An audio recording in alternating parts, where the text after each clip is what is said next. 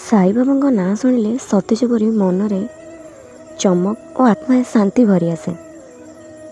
बाबा जन्म विषय तो खूब कम कथा जना अछि, किंतु बाबा 16 वर्ष बयस शिरडी को आसी और सेठाकार पंडित मालसापति तांको नाम साई बोली डाकिथिले और सेही दिन ठारू से शिरडीर और सारा विश्वर साई बाबा होई रहीगले बा साई बाबा भाव परिचित होईगले।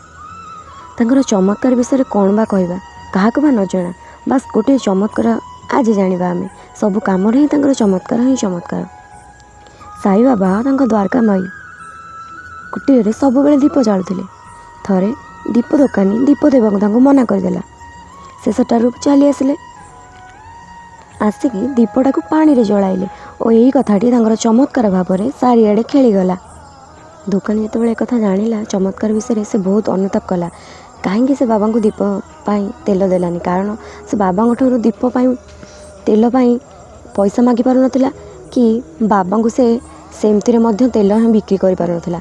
तेणु से आसी बाबा को क्षमा मागिला। बाबा तांको क्षमा करदेले एवं गोटे कथा कहले, सबुबेले सत को सामना कर, केबे हेले मिथ्यार पथ को आपणाओ नहीं। रहुछि भिडियोटी जदि भल लगी तेज मो चैनल को सब्सक्राइब करेंगे। धन्यवाद।